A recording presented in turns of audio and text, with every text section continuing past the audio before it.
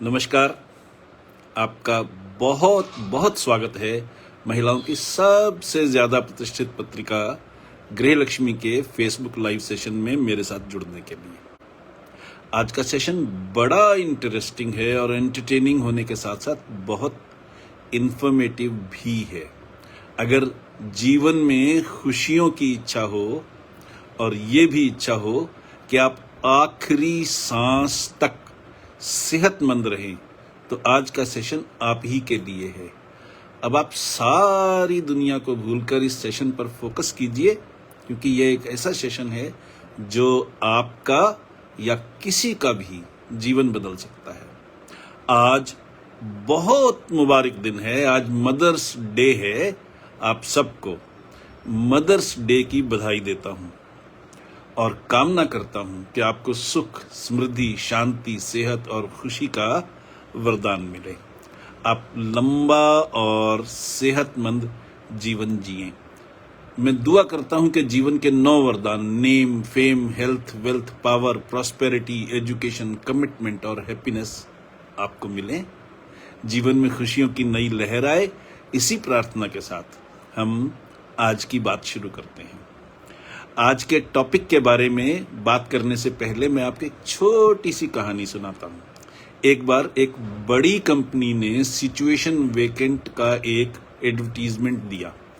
उस एडवर्टीजमेंट में, उस विज्ञापन में जिस पोस्ट के लिए कैंडिडेट चुनना था, उसके लिए शर्त ये थी कि साल भर काम करना होगा, दिन रात काम करना होगा, खूब मेहनत से, प्यार से और लॉयल होकर कमिटमेंट के साथ काम करना होगा।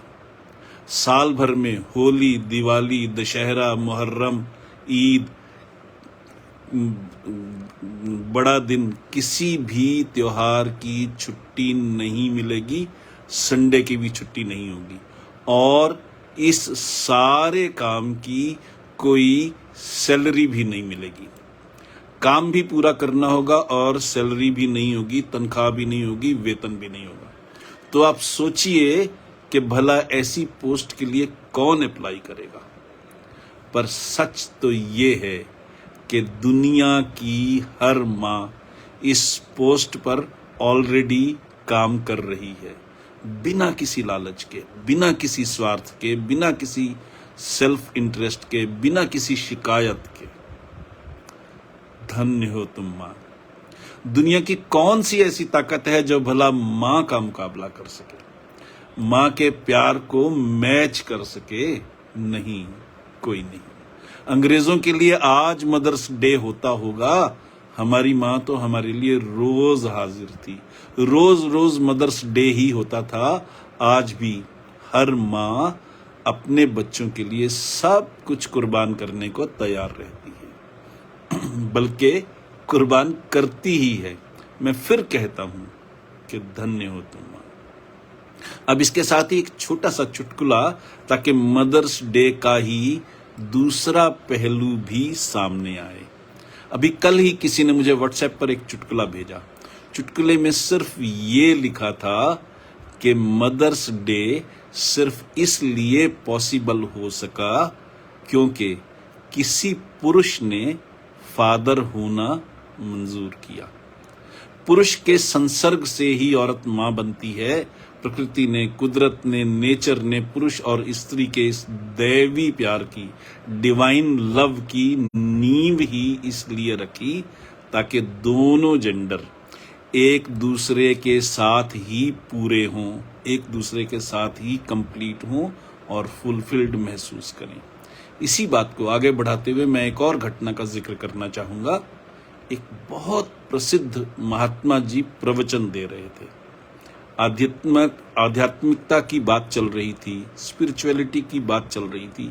इसी बीच 50-55 साल की एक प्रौढ़ महिला ने सवाल किया कि शादी के इतने साल बाद भी पति पत्नी की क्यों नहीं बनती, हरदम झगड़ा ही क्यों रहता है। इस पर महात्मा जी ने उस महिला को अपने पास बुलाया और एक कागज और पेन देकर कहा कि इन पर उन सब लोगों के नाम लिखिए जिनसे आपको प्यार है या जिनसे आपको काम पड़ता है या जिनके साथ आप टाइम बिताना चाहती हैं। उस लेडी ने लिखना शुरू किया तो लंबी लिस्ट बन गई। अड़ोसी पड़ोसी, ऑफिस के कलीग, जान पहचान वाले, दोस्त, रिश्तेदार, माता पिता, भाई बहन, पति और बच्चे। सचमुच लंबी लिस्ट थी। अब महात्मा जी ने कहा कि ये लिस्ट बहुत लंबी है, जीवन में इतने लोग होते जरूर हैं पर उनका कोई रेलेवेंस नहीं होता। बहुत से लोगों के बिना हमारा काम मजे में चलता है, इसलिए इस लिस्ट में से उन लोगों के नाम काट दीजिए जिनके बिना आपका कोई काम नहीं रुकेगा। उस लेडी ने जान पहचान वाले फालतू लोगों, दूर के रिश्तेदारों और कुछ दोस्तों के नाम काट दिए। लिस्ट काफी छोटी हो गई। महात्मा जी ने फिर कहा कि लिस्ट अभी भी लंबी है, इस लिस्ट में सिर्फ उन लोगों के नाम रहने दीजिए जिनके साथ हम हमेशा रहना चाहते हैं। अब जब नाम कटे तो लिस्ट में सिर्फ माँ बाप, भाई बहन, पति और बच्चे ही रह गए। छोटी लिस्ट देखकर महात्मा जी बहुत खुश हुए, पर वो यहां ही नहीं रुके। उन्होंने कहा कि अगर इस लिस्ट को बिल्कुल एकदम जरूरी लोगों तक ही रखना हो तो आप और कौन कौन से नाम काटेंगे।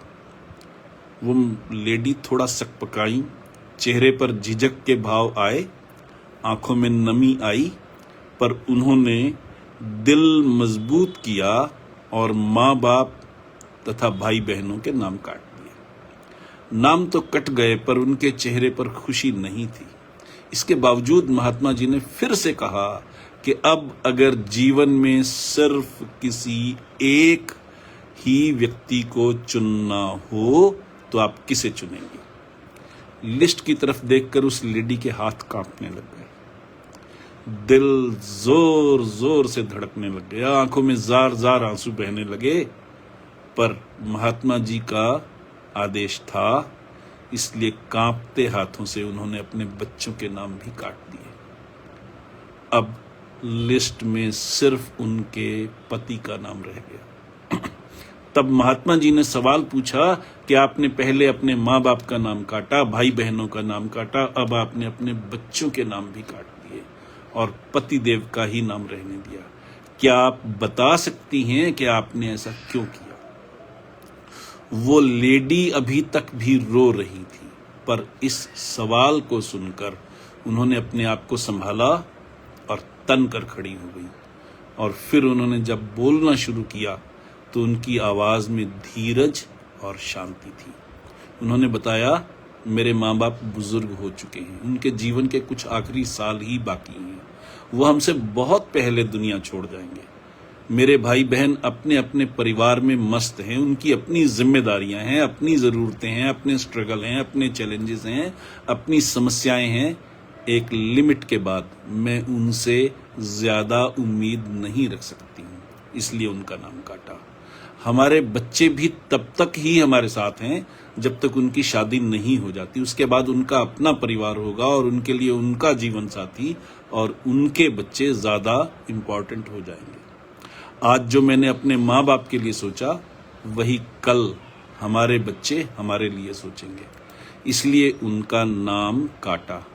दुख हुआ, बहुत दुख हुआ, पर सच यही है कि मेरे हस्बैंड ही जब तक उनका जीवन है मेरे साथ रहेंगे। मेरे हस्बैंड ही मेरे सच्चे साथी हैं और आपने मेरे सवाल का जवाब दिए बिना ही जवाब दे दिया है कि जीवन में पति पत्नी की रगड़ मगड़ जितनी भी हो, साथ वही निभाएंगे। इसलिए हमें एक दूसरे के साथ प्रेम से रहना है। इस मदर्स डे पर मैं आपसे यही कहना चाहूँगा कि आप धन्य हैं, पर आपके जीवन में और आपके परिवार के पालन पोषण में आपके पति देव का भी रोल है और आपके लिए तो वो सचमुच बहुत इम्पोर्टेंट इंसान है। लेकिन मेरी बात यहीं खत्म नहीं होती, ये अधूरा संदेश है, मैं इसे और आगे तक जाना चाहता हूँ। और पूरा संदेश ये है कि हमारा जीवन बुलबुले की तरह है। आज हम हैं, कल शायद ना हो। आज सांस चल रही है, कल शायद ना हो। शायद अगली ही सांस ना आए। हमारे जीवन साथी भी हमारे साथ तब तक ही हैं जब तक उनकी सांस में सांस है। जीवन साथी बहुत इंपॉर्टेंट है, उनकी इंपॉर्टेंस पर कोई सवाल नहीं है, लेकिन अगला सच ये है कि अगर वो भी ना रहें तो हम तो फिर भी होंगे। अगर हमारे जीवन साथी दुनिया से हमसे पहले चले जाएं और हमारा टाइम अभी बाकी हो तो हम तो फिर भी होंगे। तब हमारे साथ हमारा शरीर होगा। हमारा शरीर हमारा असली साथी है। हम जब तक भी इस दुनिया में हैं, शरीर हमारे साथ है। शरीर हमारा असली साथी है, इसलिए इस शरीर पर ध्यान देना, इस शरीर की सफाई पर ध्यान देना, इस शरीर के आराम पर ध्यान देना, इस शरीर की नींद पर ध्यान देना, इस शरीर की सजावट पर ध्यान देना, इस शरीर की सेहत पर ध्यान देना और इस शरीर की खुशी पर ध्यान देना हमारा फर्ज है। इस शरीर को किसी भी हालत में इग्नोर मत कीजिए। आज मदर्स डे पर मेरा संदेश यही है कि आप अपने शरीर की मदर बनिए, अपने शरीर की माँ बनिए, अपने शरीर की देखभाल वैसे ही कीजिए जैसे आप अपने बच्चे की करती हैं। इस संदेश को मन ही मन दोहराती रहिए, रोज दोहराइए, ताकि इस संदेश की इंपॉर्टेंस को याद रखना आसान हो जाए। आइए अब आज के टॉपिक की बात करते हैं। एक बार फिर आपका बहुत बहुत स्वागत है हमारे इस फेसबुक लाइव सेशन में। इस प्रोग्राम में हर हफ्ते रविवार को शाम 5 बजे हम एक नया टॉपिक लेकर हाजिर होते हैं। हमारा आज का टॉपिक है करिश्मा कुदरत का।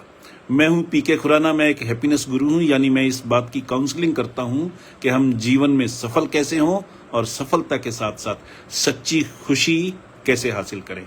Holistic success coupled with genuine happiness. और इस प्रोसेस में मैं दिल से, दिमाग से और आत्मा से कूड़ा चुन लेता हूं। I'm the rag picker of the soul। मैं आपको वो बताता हूं जो मेरे अपने जीवन में गुजरा है और उससे जो सीख मिली है। मैं बस वही शेयर करता हूं और इस उम्मीद में शेयर करता हूं कि मेरे जीवन से जो सीख मुझे इतने साल गंवा कर मिली है वो आपको तुरंत मिल जाए। और इसके लिए हमें गृह लक्ष्मी की पूरी टीम का शुक्रगुजार होना चाहिए कि गृह लक्ष्मी ने हमें एक ऐसा कारगर प्लेटफॉर्म दिया है जहां हम और आप इकट्ठे होकर एक दूसरे से सीख सकते हैं। मैं जीवन के वो सबक सिखाता हूं जिससे आप सब जीवन में आगे बढ़ सकें, सफल हो सकें, जॉब में हो तो प्रमोशन पा सकें और बिजनेस में हो तो बिजनेस और भी बढ़ा सकें। लेकिन मेरा काम यहीं खत्म नहीं होता। मैं जो कुछ सिखाता हूं उसका बेसिक प्रिंसिपल ये है कि आदमी सफल हो पर सफलता के चक्कर में घुन बनकर पिस ना जाए, सफलता के चक्कर में सेहत ना गंवा दे, सफलता के चक्कर में खुशियों से महरूम ना हो जाए और सफलता के कारण इतना अहंकारी ना हो जाए या ईगोइस्टिक ना हो जाए कि उसके रिश्ते खराब हो जाएं, और सफलता के कारण उसे इतना गुमान ना हो जाए कि वो कंट्रोल से बाहर होकर अनाप शनाप काम करने लग जाए, अनैतिक काम करने लग जाए, इमोरल काम करने लग जाए, गैर कानूनी काम करने लग जाए, अनलॉफुल काम करने लग जाए और जेल जाने की नौबत आ जाए। आज मेरा गला कुछ खराब है, बर्दाश्त कीजिएगा प्लीज। इसीलिए मैं ये भी कहता हूं कि मैं दिल से, दिमाग से और आत्मा से कूड़ा चुन लेता हूं। I'm the rag picker of the soul। आपको मालूम ही है कि आप सबके लाभ के लिए गृह लक्ष्मी की ओर से इस प्रोग्राम को रिकॉर्ड भी किया जा रहा है ताकि आप जब चाहें इसे दोबारा भी देख सकें, या फिर आप हमारे YouTube चैनल हैप्पीनेस गुरु पीके खुराना पर भी इसे देख सकती हैं। मेरे YouTube चैनल पर 4-4, 5-5 मिनट के कई छोटे छोटे वीडियोस भी हैं जो बहुत पसंद किए जाते हैं। आपको अच्छा लगे तो मेरा चैनल सब्सक्राइब कर लीजिए। YouTube पर जाइए और सर्च बॉक्स में हैप्पीनेस गुरु पीके खुराना टाइप कीजिए तो मेरा चैनल सामने आ जाएगा। सब्सक्राइब करना या ना करना आपकी चॉइस है। खैर, आइए अब आज के टॉपिक यानी करिश्मा कुदरत की बात करते हैं। हम सब ने कोविड भुगता है। सन 2020 की भयानक महामारी कोरोना ने सारे संसार को घुटनों पर ला दिया। कई बिजनेस बंद हो गए, नौकरियां खलास हुई और तनख्वाहें घट गई। इस महामारी से कोई बिजनेस, कोई नौकरी, और कोई व्यक्ति अछूता नहीं रहा और बहुत से परिवारों के मुखिया या कमाने वाले हाथ भगवान को प्यारे हो गए। उस कठिन दौर में हमारे देश में मेडिकल फील्ड से जुड़े लोगों ने अथक मेहनत की, लोगों की बातें सुनी पर अपना काम करते रहे। ये हमारी खुशकिस्मती थी कि आखिरकार देश में बनी वैक्सीन कारगर सिद्ध हुई और कोरोना पर लगाम लगना शुरू हो सका तथा हमें फॉरेन की एमएनसी कंपनियों के सामने झुकना या गिड़गिड़ाना नहीं पड़ा। Sorry again. बीमारी हो, दुर्घटना हो, चोट हो, चिंता हो या डिप्रेशन हो, यानी परेशानी शारीरिक हो या मानसिक, हेल्थ केयर फील्ड के लोग हमारी सेवा में अवेलेबल हैं।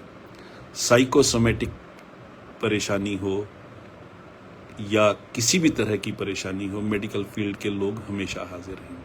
टेक्नोलॉजी में हो रही प्रोग्रेस का फायदा भी हम सबको मिलता ही है और मेडिकल फील्ड में भी नई टेक्नोलॉजी, नई रिसर्च, नई इक्विपमेंट ने इलाज को और भी आसान और सहज बनाया है। परेशानी सिर्फ इतनी सी है कि एक अस्पताल बनाने पर सैकड़ों करोड़ रुपए लग जाते हैं। ये कैपिटल इंटेंसिव बिजनेस है और इतनी अधिक लागत से बने अस्पताल को चलाना भी बहुत खर्चीला काम है। रिजल्ट ये है कि इलाज लगातार महंगा होता जा रहा है। दूसरी प्रॉब्लम ये है कि मॉरल वैल्यूज कम हो गई। किसी से छुपा नहीं है कि बहुत से फेमस हॉस्पिटल भी मरीजों के साथ अच्छा व्यवहार नहीं करते, जानबूझकर गलत सलाह देते हैं, फालतू के टेस्ट लिखते हैं, मरीज की डेथ के बाद भी बिल बनाते रहते हैं और बहुत से डॉक्टर कमीशन के चक्कर में जानबूझकर महंगी दवाइयां लिखते हैं, गैर जरूरी टेस्ट लिखते हैं और गलत इलाज करते चलते हैं। ये भी सच है कि कई मामलों में एलोपैथी के मुकाबले में नेचुरोपैथी ज्यादा इफेक्टिव भी है और बहुत सस्ती भी। तो भी अभी ज्यादातर लोगों का रुझान इस तरफ नहीं हुआ है। ये एक अच्छी बात है कि योग का प्रचार धीरे धीरे बढ़ रहा है, जिससे आखिरकार बहुत सी बीमारियों की रोकथाम हो सकेगी। योग और नेचुरोपैथी के मेल से हम एक हेल्दी नेशन की नींव रख सकते हैं। लेकिन जंक फूड की बढ़ती पसंद इस मामले में एक बड़ी अड़चन है। असलियत यह है कि जंक फूड के बढ़ते जाने से, सही ढंग से भोजन न करने से और गलत लाइफस्टाइल के कारण आज शहरों में पैदा होने वाले 95% बच्चे रोगी पैदा हो रहे हैं। ये सर्वे का रिजल्ट है। मैं दोहराता हूं, शहरों में पैदा होने वाले 95% बच्चे पैदा होते ही रोगी हैं और इस तरफ किसी का ध्यान नहीं है। मॉडर्न लाइफस्टाइल में भागदौड़ बढ़ने, हमेशा काम में लगे रहने और परिवारों में भी आपसी समझ घटने के कारण समाज में तनाव बढ़ता चल रहा है। एक हालिया सर्वे में पता चला है कि हर 7 में से एक इंडियन मेंटल डिस्टरबेंस से परेशान है। टेंशन खुद ही कई बीमारियों की जड़ है, लेकिन आम जनता ही नहीं, पढ़े लिखे और इंटेलेक्चुअल लोग भी टेंशन के शिकार पाए जाते हैं। इसी तरह फाइनेंशियल स्टेबिलिटी के बावजूद, रिच और रिसोर्सफुल होने के बावजूद, सुख सुविधाएं होने के बावजूद लोगों में टेंशन बढ़ रही है, क्योंकि हमारी एजुकेशन में टेंशन से निपटने के साधनों का जिक्र ना के बराबर है। हर कोई अपनी ईगो को संभालना चाहता है, समझौते नहीं करना चाहता, उससे भी टेंशन बढ़ रही है। इसके रिजल्ट बहुत खराब हो रहे हैं। परेशानी तब और बढ़ जाती है जब हम देखते हैं कि टीनेजर्स में भी टेंशन बढ़नी शुरू हो जाती है और जब लावा फूटता है तो बहुत कुछ नष्ट हो जाता है। आम पब्लिक को साइकोलॉजिस्ट और साइकियाट्रिस्ट की सेवाओं के बारे में ज्यादा जानकारी नहीं है। आम जनता की तो बात ही छोड़िए, खुद डॉक्टरों और नर्सों में भी टेंशन का लेवल बहुत ज्यादा हो सकता है। मेडिकल फील्ड में होने के बावजूद भी ये लोग अक्सर साइकोलॉजिस्ट और साइकियाट्रिस्ट के पास जाने से परहेज करते हैं या फिर टेंशन के बावजूद टेंशन से निपटने के बजाय इसे इग्नोर करते चलते हैं। यही नहीं, एलोपैथी की जो लिमिटेशंस हैं वैसी ही लिमिटेशन साइकोलॉजिस्ट और साइकियाट्रिस्ट की भी हैं, क्योंकि वो अक्सर सब कॉन्शियस माइंड तक नहीं पहुंच पाते। रिजल्ट ये होता है कि या तो उनके पास आने वाले रोगियों का इलाज अधूरा होता है या टेम्परेरी होता है। कई बार रोगियों की परेशानियां फिर उभर आती हैं।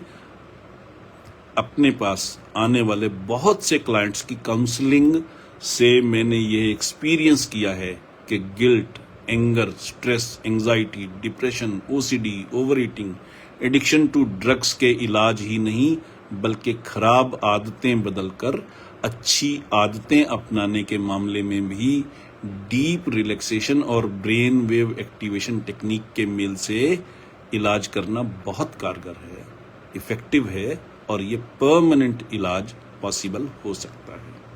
ये एक एंशिएंट इंडियन पैथी है जो मानो कुदरत का करिश्मा है, पर इसे मेडिकल फील्ड से जुड़े लोगों ने अभी नहीं अपनाया है क्योंकि इसके बारे में उनके एजुकेशन सिस्टम में जानकारी नहीं दी जाती। इस पैथी के सभी इलाज साइंस की पकड़ में नहीं आते और अपनी ही एरोगेंस में डूबे डॉक्टर्स इसकी इंपॉर्टेंस से अनजान या इसे ढोंग बताकर इससे मुंह चुराते हैं।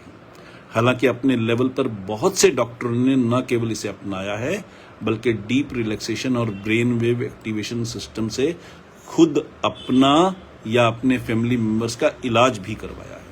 मेरे ही कई क्लाइंट प्रोफेशनल डॉक्टर्स हैं और जब मैंने उनकी काउंसलिंग की तो उनकी आंखें खुली। मुझे बॉलीवुड से जुड़े कुछ एक्टर्स की काउंसलिंग का मौका मिला तो समझ आया कि ये लोग असल जिंदगी में कितने कमजोर हैं और दिखावे की जिंदगी से कितने परेशान हैं।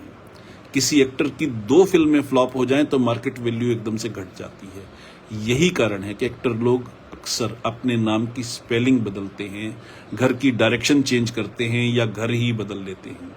यही नहीं, मुझे सबसे ज्यादा हैरानी और खुशी तब हुई जब एक एस्ट्रोलॉजर काउंसलिंग के लिए मेरे क्लाइंट बने। तब मुझे ये महसूस हुआ कि एस्ट्रोलॉजर का भी मन और शरीर होता है। उनके दिमाग में भी टेंशन के वही कारण हैं जो आम जनता के साथ हैं। इसलिए सेलिब्रिटी हो, डॉक्टर हो, एस्ट्रोलॉजर हो, सबके सब ह्यूमन हैं और हम सब में वही खूबियां और कमजोरियां हैं जो बाकी लोगों में हैं या हो सकती हैं। डीप रिलैक्सेशन और ब्रेन वेव एक्टिवेशन टेक्निक के मेल से क्लाइंट के सब कॉन्शियस माइंड को जगाकर भूली बिसरी यादों को सामने लाया जाता है। इससे सब कॉन्शियस माइंड में कहीं गहरे दबे हुए दर्द को एनालाइज करना और उसका इलाज करना आसान हो जाता है। इससे रोगी खुद अपने इलाज में थेरेपिस्ट के साथ हो लेता है, जिससे रोग का इलाज आसान और परमानेंट हो जाता है। Guilt, anger, stress, anxiety, depression, OCD, erectile dysfunction, over eating, addiction to drugs के इलाज ही नहीं बल्कि खराब आदतें बदलकर अच्छी आदतें अपनाने के मामले में भी डीप रिलैक्सेशन और ब्रेन वेव एक्टिवेशन टेक्निक के मेल से इलाज करना बहुत कारगर है, इफेक्टिव है और परमानेंट इलाज है। यही कारण है कि मैं इसे कुदरत का करिश्मा कहता हूँ, क्योंकि इस टेक्निक में खुद रोगी ही अपने इलाज में हेल्पफुल हो जाता है। मदर्स डे के इस खुशनुमा दिन में हमने फादर के रोल का जिक्र किया तो ये समझना भी जरूरी है कि पति पत्नी के संगम से ही परिवार बढ़ता है। पर यह संगम सिर्फ फर्ज बनकर ना रह जाए बल्कि आनंद का, उत्सव का, सेलिब्रेशन का और फुलफिलमेंट का कारण बन जाए। इसके लिए इरेक्टाइल डिसफंक्शन का इलाज भी जरूरी है। डीप रिलैक्सेशन और ब्रेन वेव एक्टिवेशन से इसका इफेक्टिव इलाज पॉसिबल है। पर एक बात मैं जोर देकर कहना चाहूँगा कि ये टेक्निक किसी मेडिकल एडवाइस का सब्स्टिट्यूट नहीं है। इसके साथ ही समझने की बात ये भी है कि सभी रोगों के इलाज के लिए सिर्फ किसी एक पैथी पर ही डिपेंड करना पॉसिबल नहीं है।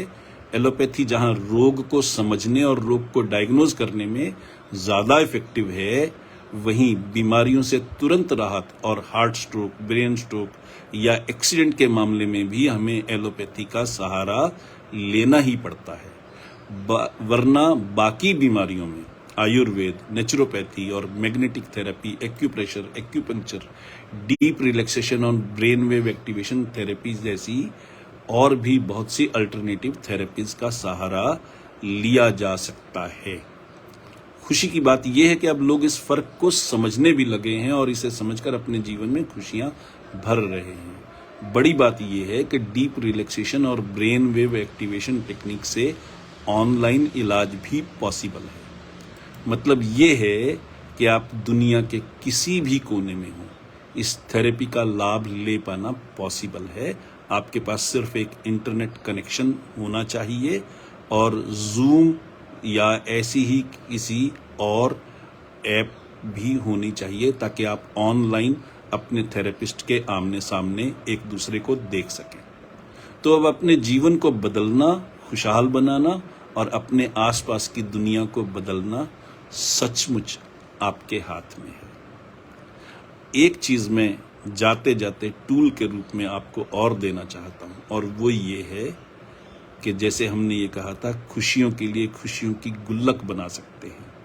यानी अगर हमने भोजन किया तो उसके स्वाद को ज्यादा देर तक महसूस करें, हम खुश हो जाएंगे।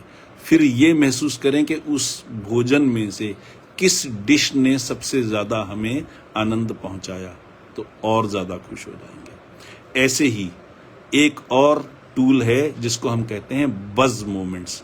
बज़ मोमेंट्स का मतलब ये है कि आपको किस काम को करते हुए सबसे ज्यादा खुशी होती है, किस काम में आपका दिल लगता है, किस काम में आप इफेक्टिव हैं, किस काम का हुनर आपके हाथ में सबसे बढ़िया है, जिसको करते हुए आप इतना खो जाते हैं कि आपको टाइम का ध्यान नहीं रहता। मान लीजिए आपको पढ़ने का शौक हो, मान लीजिए आपको खेलने का शौक हो, मान लीजिए आपको किसी और आर्ट का शौक हो, तो वो शौक आपका बज़ मोमेंट है। या किसी के साथ टाइम बिताना, जो आपका कोई लव्ड वन ऐसा हो, कोई दोस्त ऐसा हो, कोई रिश्तेदार ऐसा हो जिसके साथ टाइम बिताना आपको अच्छा लगता हो, तो उनके साथ बिताए गए टाइम को अपने दिमाग में सहेज लें, उसे बार बार याद करें। जब कभी भी जीवन में उदासी आए तो जैसे खुशियों की गुल्लक से वो पल निकालते थे, वैसे ही खुशियों की गुल्लक से ये मेमोरीज भी निकालिए। जब आपने अपने किसी लव्ड वन के साथ टाइम बिताया, जब आप किसी पहाड़ पर गए, जब आप किसी फॉरेन प्लेस पे गए, जब आप किसी म्यूजियम में गए, जब आप किसी कॉन्सर्ट में गए, किसी आर्ट के एग्जीबिशन में गए, तब आपको अगर अच्छा लगा उसे अपने जीवन में सहेज लीजिए, अपने मेमोरी बैंक में सहेज लीजिए। और जब कभी भी अकेलापन लगे, उदासी लगे, परेशानी लगे, उन मोमेंट्स को याद कीजिए। उनको कहते हैं बज़ मोमेंट्स। उससे आपकी परेशानी दूर हो जाएगी, क्योंकि दिमाग काम हो जाएगा, शांत हो जाएगा, ठंडा हो जाएगा। एक दिन में हमारे दिमाग में 60,000 के आसपास विचार आते हैं और हमारा दिमाग उन विचारों को लेकर के कई बार स्टोरीज बनाता रहता है, जिसके कारण तनाव होता है, टेंशन होती है। और इस टेंशन से बचने का तरीका यही है कि हम खुशियों की गुल्लक खोलें और अपने बज़ मोमेंट्स को दिमाग में ले आएं, टेंशन दूर हो जाएगी। आखिर में मैं यही कहूँगा कि आप सब ने इतने धीरज से मेरे साथ इतना समय गुजारा, इसके लिए दिल से शुक्रिया। आपके मन में कोई सवाल हो, कुछ पूछना हो, बताना हो या कोई सुझाव देना हो, तो मुझे ईमेल कीजिए या व्हाट्सएप कीजिए। मेरी ईमेल आईडी है भी बहुत आसान। आप मुझसे मेरी मेल आईडी pkk@happinessguru.in पर संपर्क कर सकती हैं या फिर हमारे नंबर 6284696674 पर व्हाट्सएप कीजिए। याद रखिए, सिर्फ व्हाट्सएप करना है, फोन नहीं करना। व्हाट्सएप करेंगी तो जवाब जरूर मिलेगा, और अगर बातचीत की जरूरत होगी ही तो दोनों की कन्वीनियंस के मुताबिक टाइम फिक्स कर लेंगे और बात भी हो जाएगी। इसके साथ ही आज के प्रोग्राम का टॉपिक इसके साथ ही आज के प्रोग्राम का टॉपिक करिश्मा कुदरत का अब समाप्त होता है। पर आज के सेशन की समाप्ति से पहले मैं आप सबको याद दिलाना चाहता हूं कि हम सब अपने परिवार के हर मेंबर को खुश देखना चाहते हैं, सुखी देखना चाहते हैं और ये चाहते हैं कि उनके जीवन में कोई कठिनाई ना आए। तो फिर क्या ये अच्छा नहीं होगा कि इस सेशन का लिंक अपने हर दोस्त, मित्र, रिश्तेदार को फॉरवर्ड करें ताकि उनका जीवन भी सुखी हो जाए, खुशियों वाला हो जाए। मुझे मालूम है कि इस सेशन के लिंक को कई बार फॉरवर्ड किया जाएगा। बहुत से व्यूअर्स इससे फायदा उठाएंगे और जीवन की नई ऊंचाइयों तक पहुंचेंगे। तो बस फिर लिंक देखिए और फॉरवर्ड करती चलिए। इसके साथ ही अब अपने होस्ट हैप्पीनेस गुरु पीके खुराना को इजाजत दीजिए। अगले हफ्ते रविवार को शाम 5 बजे फिर मिलते हैं एक नए टॉपिक के साथ। तब तक के लिए खुश रहिए, स्वस्थ रहिए और जीवन का आनंद लीजिए। नमस्कार।